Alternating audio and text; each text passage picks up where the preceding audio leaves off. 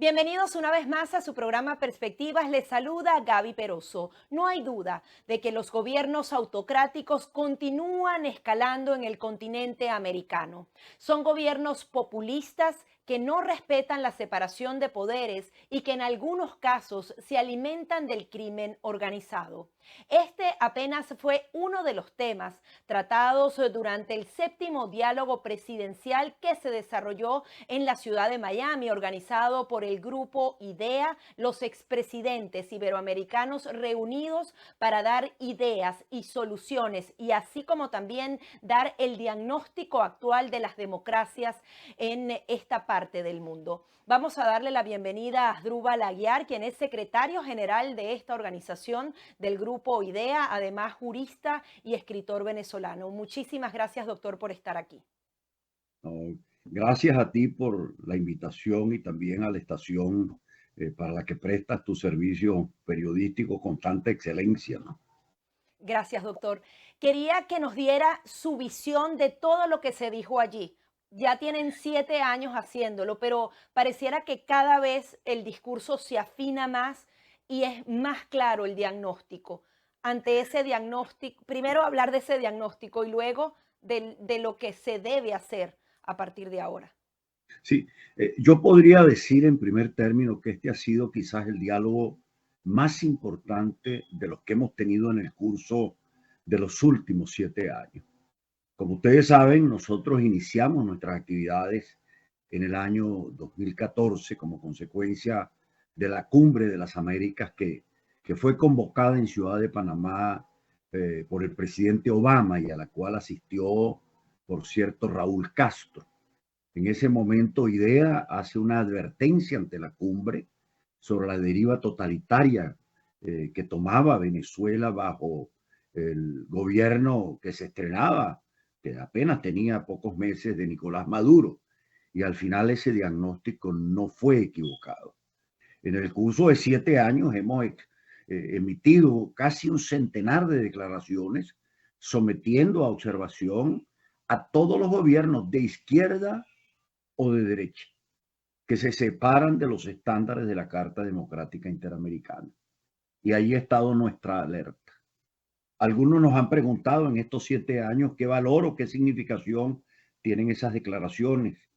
Y yo les decía a los expresidentes, justamente con motivo de este séptimo diálogo, que para algunos los abajo firmantes no tienen ningún tipo de significado, pero que cuando 20, 25, 30 expresidentes expresan su opinión para denunciar injusticias y violaciones de derechos humanos, le están dando voz a esas víctimas que los mismos regímenes que se han impuesto en los países que padecen intentan silenciarlas o invisibilizarlas.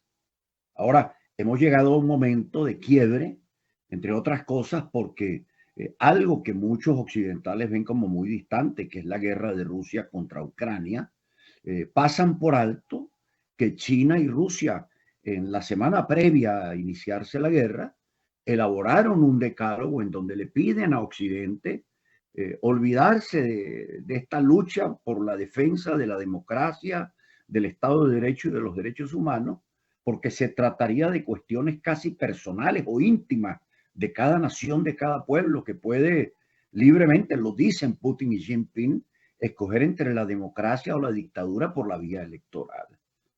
Esa tesis obviamente la han acompañado regímenes como el de Venezuela, el de Nicaragua, el de Cuba.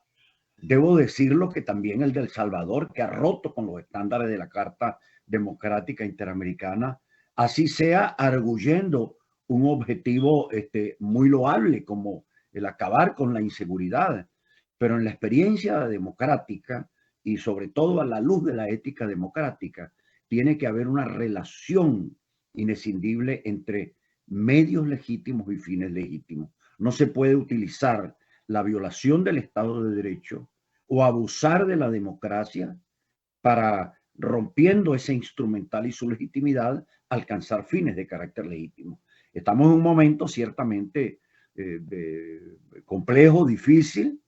Creo que las expresiones que hay que hacerle seguimiento cuidadoso de quienes tuvieron a su cargo las exposiciones centrales, el presidente Iván Duque de Colombia y el presidente José María Aznar de España, uno justamente radiografiando lo que está ocurriendo y cómo enfrentarlo de acuerdo con los nuevos temas, y el otro arguyendo de que no hay manera de poder crecer con bienestar sino bajo la égida de la libertad. Yo diría en síntesis, Gabriela, que hay un manifiesto que acaba de publicar, que acaba de publicarse con motivo del séptimo diálogo, que había sido suscrito por 25 expresidentes en los días posteriores a la cumbre de las Américas que se hizo en Estados Unidos. Ahí está toda la posición del Grupo IDEA, que en el fondo yo podría sintetizarla de esta manera.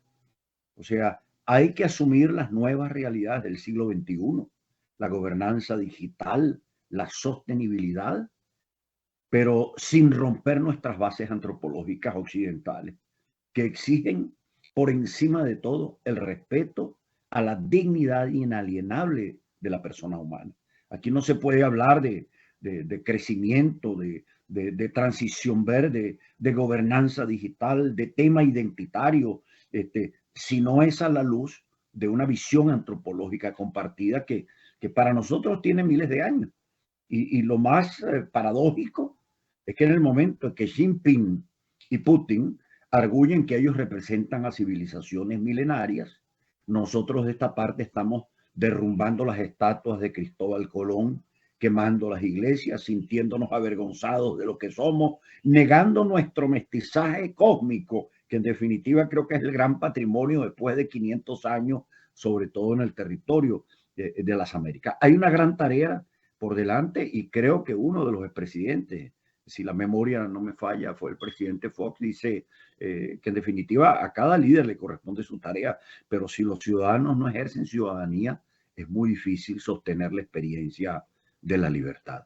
Doctor, ¿cómo luchar? Y era uno de los puntos que se discutía en el Miami-Dade College con el discurso tan poderoso que tienen estos grupos que justamente pretenden romper todas las instituciones, en donde enfrentan a los pobres versus los ricos, pero donde realmente se está atacando, por ejemplo, cosas como el sueño americano, el tema de la prosperidad, en el que una empresa grande puede dar prosperidad a miles de familias y esa interacción económica es a su vez una ganancia para esa nación.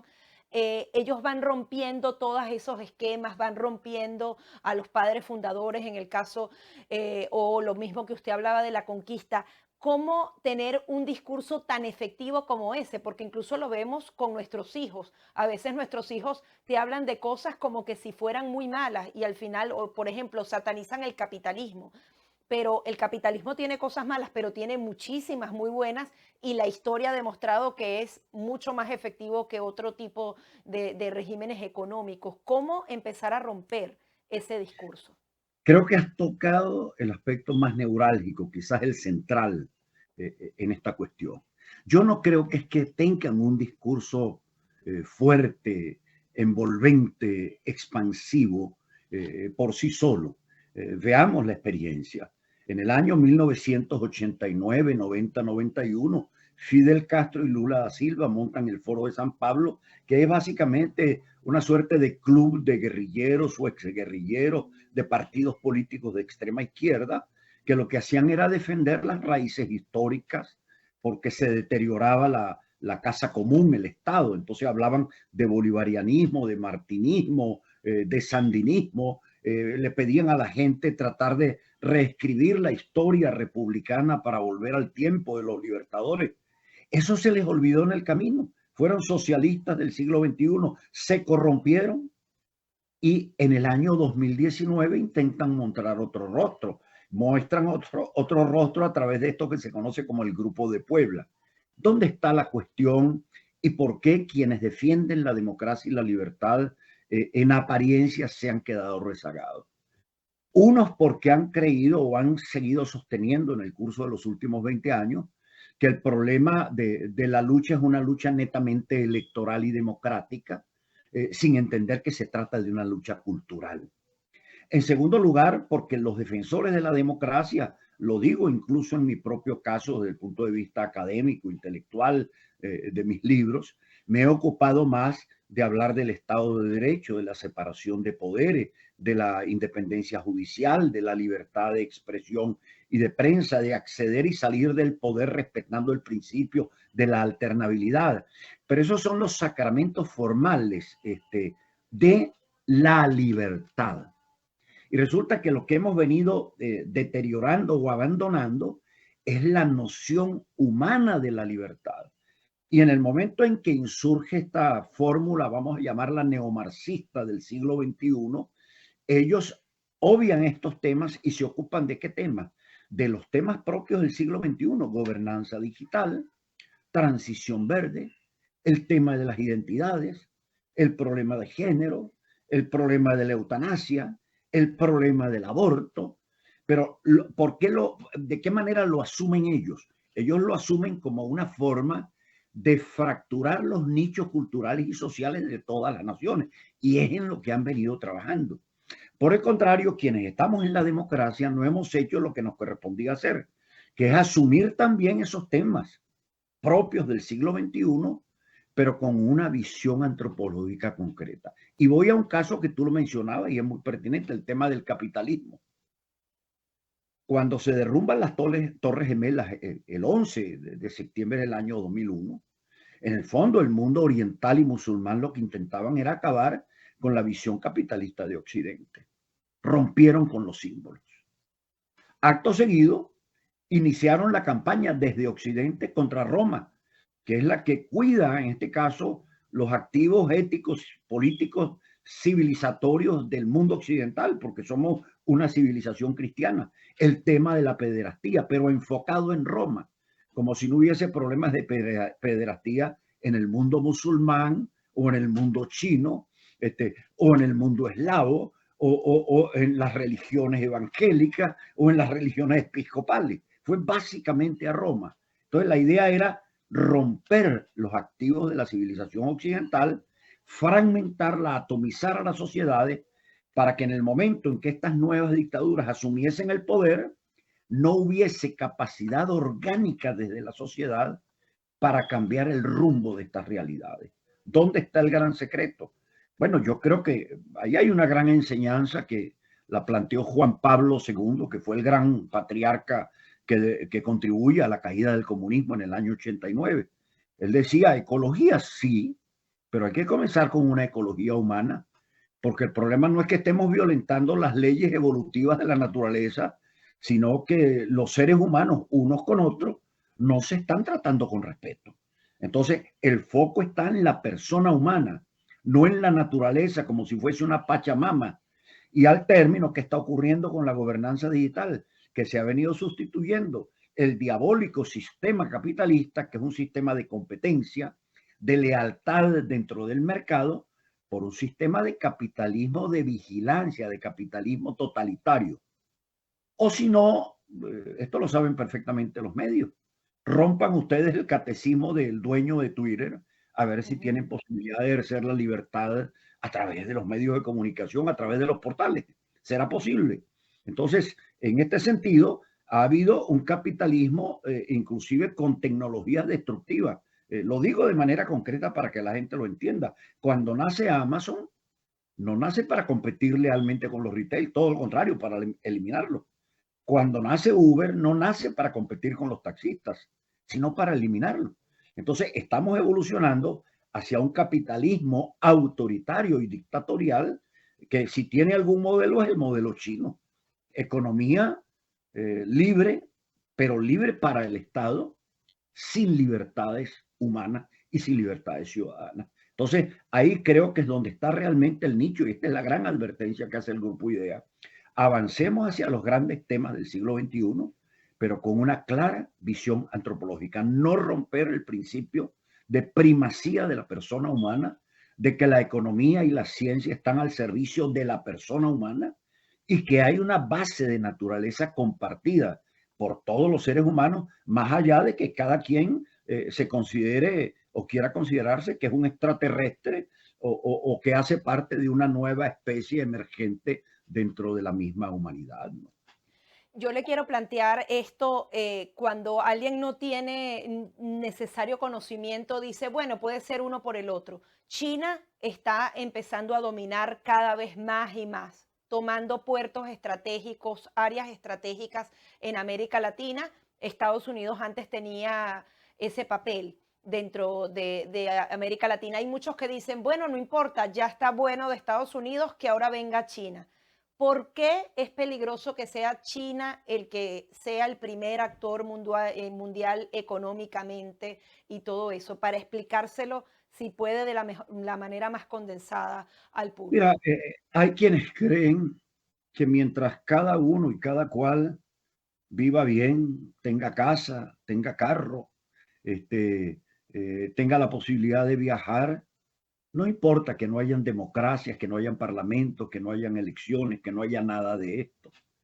Pregúntenselo a los cubanos, pregúntenselo a quienes vivieron la experiencia de la Unión Soviética, pregúntenselo a los alemanes orientales, pregúntenselo incluso hasta a los mismos musulmanes. Occidente, el gran activo central de Occidente, es que no puede haber ningún proyecto cultural, económico y político si no está atado a una premisa ética. ¿Cuál es esa premisa? Olvidémonos del tema formal electoral, la premisa del respeto a la dignidad de la persona humana. Y cuando yo hablo, olvidémonos por lo pronto del tema formal electoral, no es porque no considere que eso sea importante, sino porque hay prioridades. La prioridad de la libertad, la prioridad de reconocer al individuo como un ser uno y único que reclama de una experiencia en alteridad con los otros, y no un individuo que, como lo vivimos con el COVID-19, que pasa a ser simplemente un número o un usuario para las grandes plataformas digitales. No tiene mayor valor a eso, a ser un número, una cosa. O quienes defendiendo a la Pachamama, que la transforma en una nueva deidad, le dicen a los seres humanos, mire, ustedes tienen menos valor que los animales, tanto que si usted ataca a un animal, usted va a la cárcel, pero si usted le quita la vida a alguien al momento de nacer o al final, eso es realmente aceptable. Así que quédese tranquilo y usted prepárese para, ¿cómo se llama? Mestizarse o involucrarse o diluirse dentro de las leyes matemáticas y exactas de la naturaleza. Con lo cual el ser humano, pensante, racional, libre para escoger entre una y otra cosa, pierde totalmente la libertad. Y Sino que China lo vendría dominan, a dominar más claro, que China viene, beneficiarse claro, económicamente. claro. Ahora, lo extraño es que uno encuentra gobernantes en América Latina que cuando uno intenta tocar a China o hacer esta observación, dicen, no, no, no, no, un momento, porque China está haciendo inversiones en América. Ojo, La lo gran vimos incluso dentro del diálogo. Ninguno se atrevió tajantemente. Decían que, bueno, es que los chinos se presentan a las subastas y a las licitaciones y Estados Unidos no lo está haciendo, ¿no? Claro, claro, pero es que ahí es donde venimos con otro problema, que es que Estados Unidos ha venido en una política de retraimiento. Y esto es paradójico porque si regresamos la historia hacia atrás, ubiquémonos por allá en el año 2005, cuando pierde las elecciones como consecuencia de un atentado en Atocha provocado por el terrorismo, José María Aznar, y accede al poder el presidente José Luis Rodríguez Zapatero. En ese momento Naciones Unidas estaba invitando a todas las civilizaciones, a la civilización china, a la civilización eslava, a la civilización musulmana, a la civilización hindú, los estaba llamando para que tuviesen un diálogo de civilizaciones con Occidente. Cuando llega Zapatero, le pone un frenazo totalmente al diálogo de civilizaciones y plantea que no, que lo que debe haber es una alianza de civilizaciones. Quienes estuvieron en esas negociaciones descubrieron que era una alianza que se estaba orquestando para enfrentar a Occidente y evitar que Occidente persiguiese a los terroristas que habían derrumbado a las Torres Gemelas. Vale decir, a partir de ese momento se legitima el terrorismo, como ocurrió en Colombia, llevando básicamente a los actores democráticos, los que han defendido los valores éticos de la democracia, a que se sienten con el crimen organizado, que se ha transnacionalizado tras las modalidades del narcotráfico y del terrorismo, del lavado de dinero, porque en definitiva todo es válido en esta nueva sociedad. Pero todo es válido ¿para quién? Para estas dictaduras del siglo XXI, porque en el fondo llegan al ejercicio del poder para quedarse para siempre. Y me pregunto, esto no es una regresión a los tiempos de las monarquías absolutas y despóticas que conoció el mundo europeo, no hablemos ni siquiera del tiempo comunista. Entonces, es una sociedad, repito, que se ha pulverizado, que está perdiendo sus lazos culturales, que son los que hay que rescatar con mucho coraje. Y es justamente el llamado que se hace, porque normalmente la pregunta que la plantearon mal quienes venían de la izquierda, y ahí cito a las mismas Naciones Unidas que se involucró en esto, que venían de la misma izquierda, decían, es que la gente está desencantada con la democracia. Yo les decía, es que ustedes están planteando mal la pregunta, porque cuando uno habla de democracia, la tendencia de la opinión pública es a pensar en el juez corrupto o en el parlamentario que no cumple su responsabilidad o el gobernante que ha sido ineficaz. Pero pregúntenle a la gente si está dispuesta o no a renunciar a la libertad a condición de recibir una caja clap en Venezuela. Allí las cosas cambian. Entonces, el tema central es si nosotros estamos dispuestos a renunciar a la libertad para crecer económicamente, creyendo que se puede crecer económicamente en sistemas que no generan competencia y que son controlados directamente por los nuevos autócratas del siglo XXI, o por las nuevas plataformas digitales que son destructivas en el uso de las tecnologías para evitar la competencia, o queremos un escenario cultural, económico y político en donde libremente nos respetemos unos con otros y compitamos unos con otros con lealtad.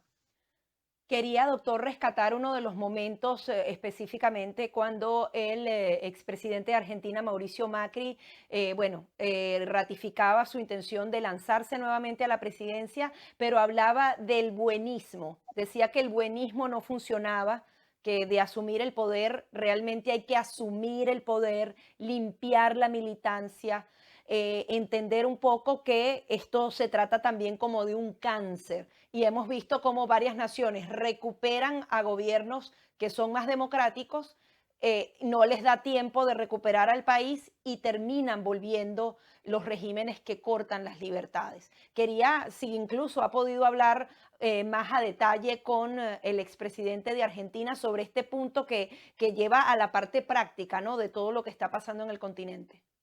No, yo creo que él ha hecho una clarificación, una precisión que desde el punto de vista incluso teórico y práctico es fundamental.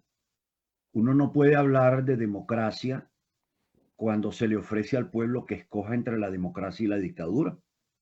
Esa es la receta que están vendiendo los chinos y los rusos en este momento y que consta en el documento firmado en Beijing por Putin y Xi Jinping antes de la guerra, la semana anterior a la guerra. Y lo que dice claramente el mensaje del presidente Macri es que en la democracia hay que jugar con quienes creen en la democracia, sin que eso implique el desarrollo de una labor pedagógica para convencer a quienes tienen dudas sobre la democracia, en modo tal de que se incorporen a la experiencia de la democracia. Pero la democracia no es un juego anárquico entre los enemigos de la democracia y los amigos de la democracia. Y repito, la democracia tiene un basamento neurálgico, que es o respetamos a la dignidad de la persona humana o usamos a la persona humana como cosa, como objeto de la lucha por el poder. Como ha ocurrido recientemente, se menciona el diálogo en Estados Unidos, el uso de las migraciones simplemente para tratar de ajustar discordancias o concordancias políticas entre actores partidarios en el propio continente. Y vuelvo a lo central, porque creo que es necesario enfatizarlo. Usted le puede preguntar a un venezolano que transita por el Darién o que cruza estos ríos para poder llegar a los Estados Unidos, detenerlo y hacerle un alto y decirle, ya te censaste para las elecciones primarias en Estados Unidos o sacaste tu cédula de identidad para participar en las próximas elecciones primarias en Venezuela. Eso es una bofetada porque es no tener claro el sentido del respeto a la dignidad de la persona humana. Es una dignidad que luego se expresa en fórmulas democráticas, en fórmulas jurídicas, que son siempre fórmulas históricas, que van evolucionando y van cambiando, pero lo que no cambia es el principio ordenador de la democracia. Y por eso yo insisto esencialmente en lo central y en lo que se ha perdido desde 1989 hasta el año 2019. Y esto tan lo saben quienes venían detrás de este proyecto con el Foro de San Pablo, que cuando se vieron contaminados por el irrespeto a la persona, está el caso de Lavallato, el caso de la Odebrecht, que contaminó y corrompió a todo, el territorio americano de consumo con el régimen de Chávez y de Maduro, usando también los recursos petroleros para corromper a todos los gobiernos, a un punto tal de que uno de los expresidentes, Alan García, se suicidó. Y que hoy en día, bueno, ellos llegan al 2019 como diciendo, bueno, nosotros no tenemos nada que ver con esto que pasó hacia atrás.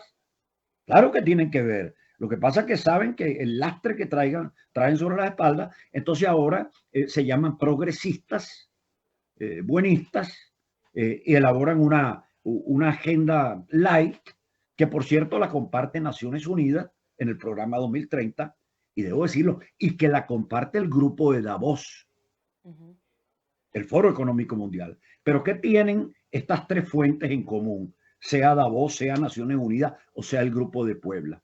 En ninguno de sus documentos se habla de la democracia, de la libertad, del respeto a los derechos humanos, del Estado de Derecho, de las garantías para que justamente haya tutela efectiva en materia de derechos humanos. Hay una rebatiña de derechos. Cuando nuestro mundo tenía dificultades para hacer respetar los derechos esenciales, la libertad, el derecho a la propiedad privada, el derecho al hogar, el derecho a tener una justicia oportuna, y había dificultades para que los estados y la comunidad internacional tutelasen esos derechos esenciales y fundamentales. Bueno, el siglo XXI trajo con estos señores una rebatiña de derechos. Tienen derecho hasta los animales, o derecho el perro que tiene usted en su casa, o el animalito que cuida a diario, o los árboles que se atraviesan en el camino. Entonces, hay una miríada de derechos, una inflación de derechos que simplemente contentan a muchos sin darse cuenta de que no hay nadie que pueda protegérselos y cuidárselos de manera efectiva, salvo para su uso perverso con fines electorales, para dividir a las sociedades. Porque hasta el día de ayer con la civilización occidental, ¿cuál fue el gran logro, Gabriela? Todos los derechos para todas las personas. Ahora no, mis derechos como LGBT son míos. Los suyos son los de los afrodescendientes. Los suyos los de las tribus originarias. Usted, que se considera de sexo neutro, tiene unos derechos que no los tienen los demás. Entonces, en medio de esa fractura, de esa pulverización, de ese gran rompecabezas social, desaparece la nación y la república queda en manos de estos autócratas del siglo XXI, que lo que vienen es básicamente a copiar o el modelo ruso de economía de mafias criminales, o el modelo chino, que es básicamente un modelo en donde se hace negocios, los hace el Estado, usa al pueblo como esclavos, como usan los cubanos a los médicos cubanos como esclavos, y al final ocurre lo que acaba de ocurrir en China hace pocos días.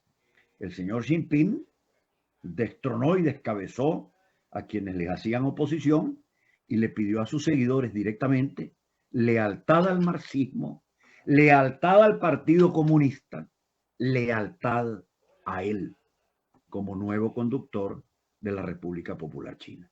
Sí, se volvió definitivamente intocable. Finalmente, próximas actividades del grupo IDEA, ¿qué estarán haciendo ante tan grave situación?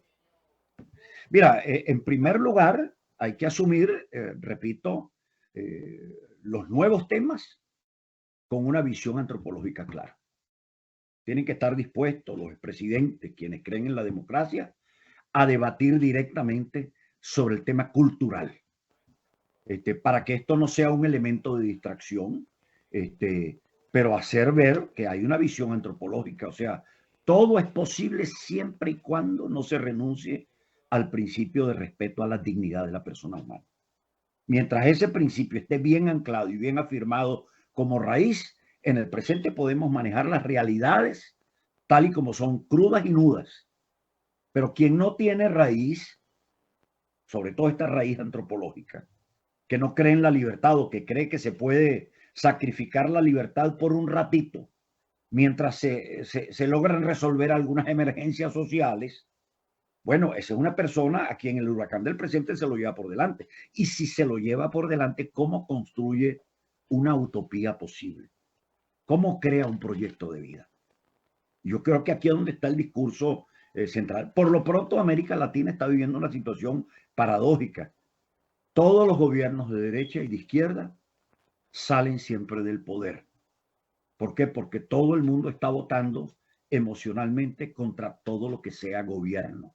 Hay como una especie de reacción contra el autoritarismo, contra el paternalismo. Y eso en el fondo también puede ser un buen signo, porque en definitiva el que reacciona contra todas las fórmulas autoritarias, en esencia lo que está reclamando es más libertad. Muchísimas gracias, doctor, por todas estas conclusiones. Son tristes, pero totalmente ciertas. Gracias, Gabriela. Eran las declaraciones del secretario general del grupo IDEA, Asdrúbal Aguiar, adicionalmente jurista venezolano y escritor. Hasta aquí nuestro programa Perspectivas.